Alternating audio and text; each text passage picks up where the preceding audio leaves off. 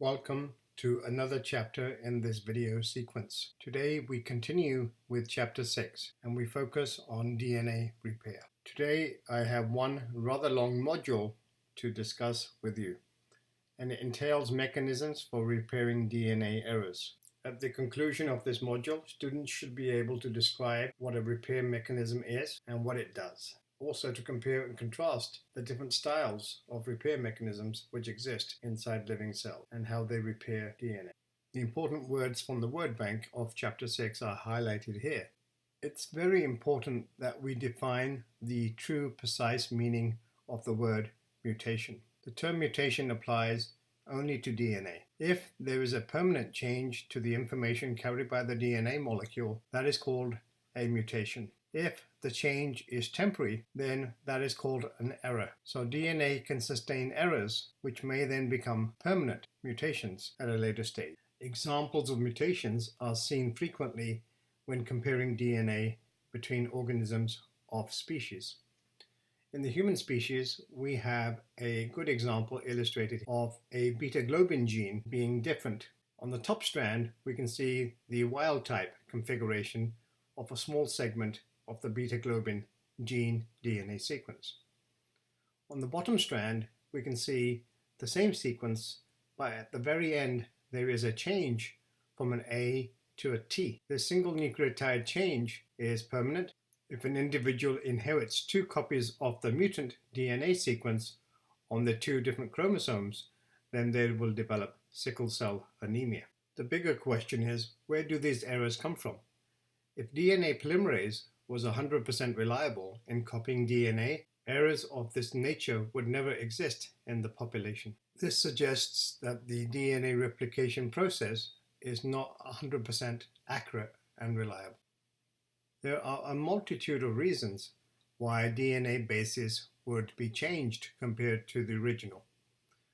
The most common cause of DNA changes is the DNA copying process itself, DNA replication.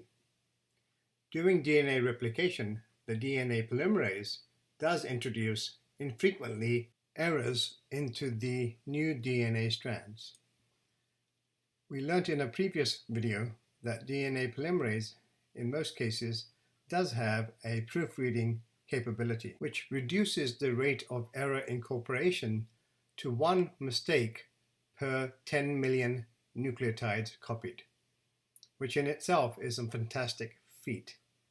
However, with the assistance of DNA repair mechanisms, that error rate is decreased by a factor of 100.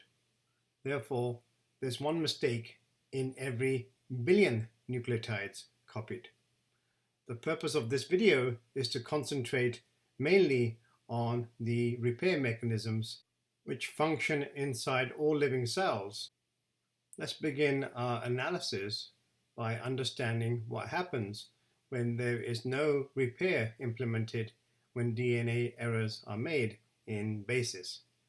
On the left-hand side of this slide, we have a mismatch between two bases in a double-stranded DNA segment. The bottom base is a G, the top base is an A.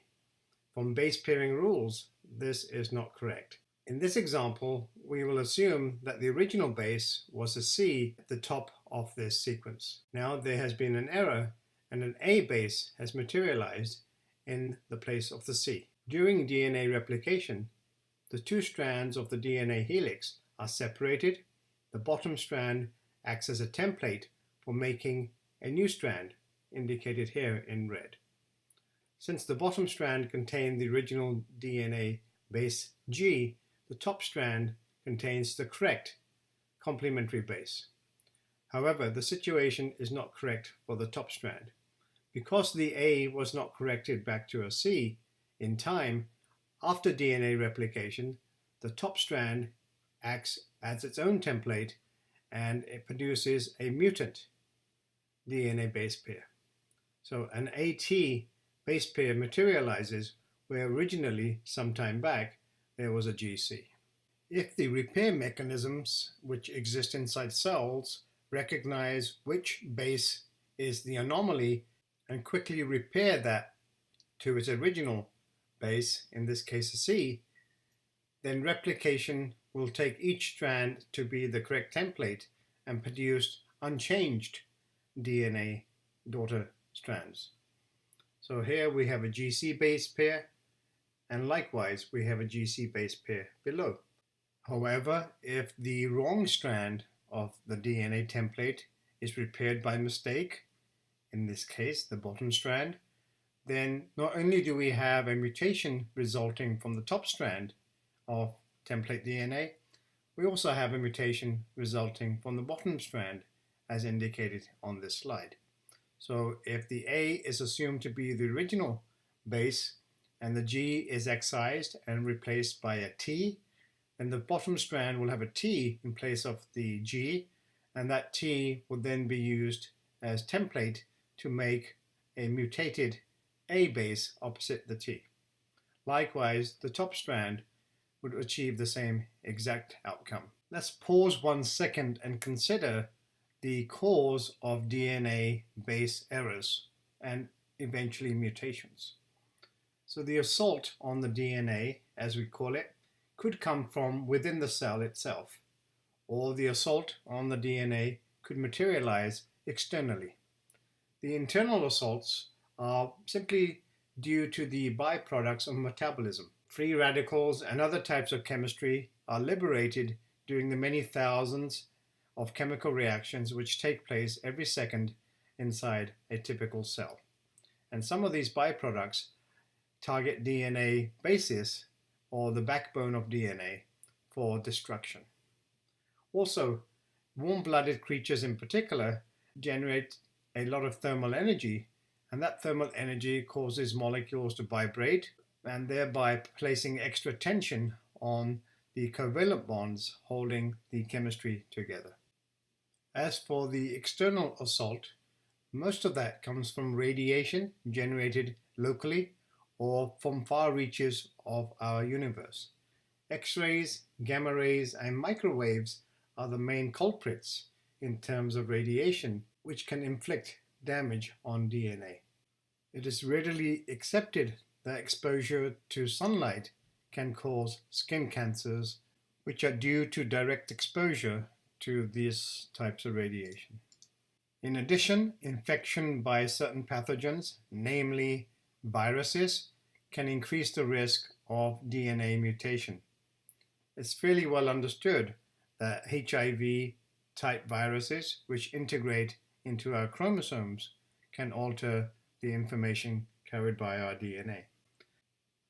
Frequent injury and inflammation can cause the release of chemicals in the tissues of multicellular organisms, which can result in DNA damage.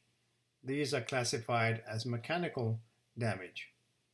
Also, finally, food molecules entering the body can also cause adducts and other types of base alteration effects on our DNA molecules.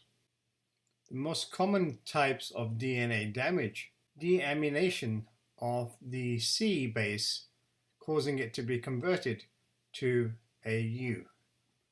Thereafter, it behaves and acts like a thymine. If the U is not returned back to a cytosine, then upon subsequent DNA replication, the top template strand then produces a mutated base pair as shown in this slide. The bottom template strand acts normally and produces the correct version of the DNA molecule. A second major class of mutation is called a frameshift. In a frameshift, bases are either removed or added to the DNA molecule, resulting in the addition or deletion of bases once the strand is used as a template. In this example, we have a depurination of the backbone. The A base has fallen off for some reason, and when the top strand is then used as template for new DNA synthesis, there is no base inserted opposite the broken region of the template. Thus, the gene or the location of the information in the top strand is reduced by one base pair. There is no such change in the other DNA template strand, which still has the correct base at that location. Cells have evolved a number of overlapping mechanisms using enzymes and other protein factors to hunt down and identify errors in DNA. The overarching goal of these repair mechanisms is to restore the DNA to its original condition as far as possible. Each system is designed to identify first, determine which of the bases is an error, and then to repair that error in a very simple and succinct fashion, restoring the DNA to its original condition. One obvious finding is that the more sophisticated an organism has become, the greater the number of repair systems that it possesses. If we were to classify these repair mechanisms into distinct categories, then this slide lists the 5 most common types of repair mechanisms which have been discovered in natural living cells. This does not mean that every system exists in every cell. Higher organisms tend to have all 5, whereas lower organisms tend to possess just a few. Over the course of the next few slides, we'll delve deeper into the first 4 of these repair mechanisms, and in the next video, we'll discuss number 5, double-strand breaks. The first of these mechanisms, and one of the most simplest, is called direct reversions. As the name suggests, any damage of this nature that is inflicted on the DNA molecule is simply reversed by the undoing of the aberrant chemistry. A great example is offered by the existence of thymine dimers. Thymine dimers simply connect 2 neighboring T bases covalently to each other, forming a dimer. This happens very often in all living things. The easiest solution is to reverse the bonding of those 2 bases by undoing the covalent bonds. This can be achieved in bacteria by the use of white light. The energy in white light undoes the damage. Unfortunately, we do not have the same system available within our cells. We have special enzymes which travel along the DNA molecules, scanning for cancer-causing alkylating agents. These are additional chemical groups that can modify the base properties. This slide illustrates how thymine dimers can be caused. So we have 2 T bases, and in the presence of the right type of energy entering the DNA molecule, the 2 neighboring bases will be covalently bonded together between these 2 pair of carbon atoms. This is a thymine dimer. Not only do thymines form these dimers, any kind of pyrimidine can be involved. The solution is simply to reverse this back towards the left-hand side to the original configuration. A very early evolutionary pathway for repairing DNA damage is called the nucleotide excision repair pathway. This has since been deciphered into 2 distinct types.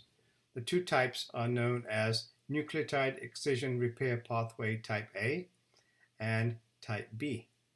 Type A is very active at transcription hotspots around the DNA molecules. Any place where DNA is being transcribed into RNA must be very important for the cell, for those genes are active. If the RNA polymerase is stuck on the DNA as it's trying to make a copy of RNA, then this has to be resolved pretty quickly and in an emergency. Here, the system corrects any mistakes along the DNA molecule by stopping the RNA polymerase from moving forward and then calling in additional SOS proteins which correct, if they can, the errors in the DNA molecule. Once those errors are corrected, then the RNA polymerase is able to resume copying the information from that gene segment. This particular repair mechanism is only active at transcriptionally active gene sites. How about the rest of the DNA? Well, that is scanned and maintained by a completely different system called NERB, which is known as the Global Genomic Repair Mechanism. And that detects DNA damage in all DNA, irrespective of it being transcribed. This mechanism has lower priority when it comes to repairing DNA than the NER-A pathway mentioned earlier. Even though NER-A and NER-B use different proteins and different enzymes, their action is very similar in its outcome, indicated on this slide. So here we have double-stranded DNA, which sustains some type of damage, and that damage has to be now repaired.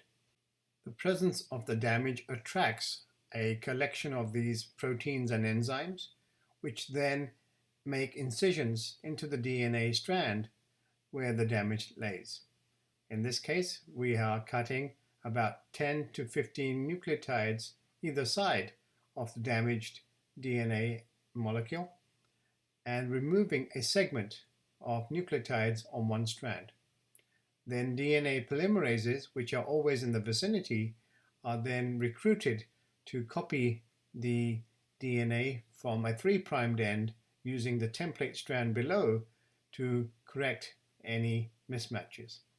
DNA ligase fills in the final step in the phosphodiester bond. So the repair mechanism operates at the top of the slide, and regular DNA replication enzymes operate at the bottom of the slide. Between the two, the damaged segment is removed and replaced. An overlapping and alternative repair pathway recognizes altered bases only. There seems to be one particular enzyme for each type of altered base that could exist in its chemical configuration. So there are a whole batch of these enzymes traveling up and down the DNA, scanning to make sure that all the bases have the right chemical organization. The way they function is exactly the same. In this case, it's called cut and patch because only the altered base and its backbone segment are removed. The enzymes that recognize these altered bases are known as DNA glycosylases. They also have the ability to cut the bond between the sugar and the defective base. This recruits other enzymes to that location, and those enzymes then end up removing the phosphodiester bonds on each side of the backbone that belong to that particular base. After that step, new nucleotides are added by DNA polymerase beta in eukaryotes, and then DNA ligase 3, does the actual final step in repairing the DNA. Unfortunately, there are two alternative ways this pathway can resolve itself, but let's follow the main pathway. So here we have a damaged base. The glycosylase enzyme recognizes that particular base. It then removes the base itself from the DNA double helix. So we now know that as an AP site. And then another enzyme comes along and cuts one side of the backbone at the place where the nucleotide is missing its base. And then another enzyme cuts on the other side. This is then repaired by DNA polymerase and DNA ligase. This is called the short patch repair mechanism, involving just a single nucleotide. An alternative pathway of the BER system is known as the long patch repair mechanism. In this case, the only difference is the amount of backbone that is removed during repair. This could be as long as 20 to 30 base pairs. The first stages are the same. However, the second cut is made by a special enzyme known as an endonuclease much further down the DNA segment. The repair is performed in exactly the same fashion, but more bases are remanufactured.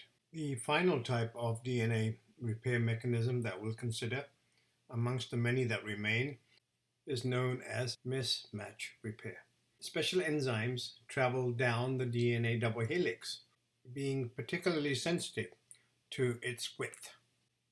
Whenever the width of the DNA molecule is in question, these enzymes pause and recruit other factors to that location. In combination, they end up removing a segment of DNA and replacing it on one strand with new DNA, very similar to nucleotide excision repair. But which of the two strands of DNA contains the mistake? That is the big question. In bacteria, this is resolved by the old strand still being methylated, and the new strand has yet to be methylated. So there's a small window of time during which these enzymes have an opportunity to identify the correct strand to repair.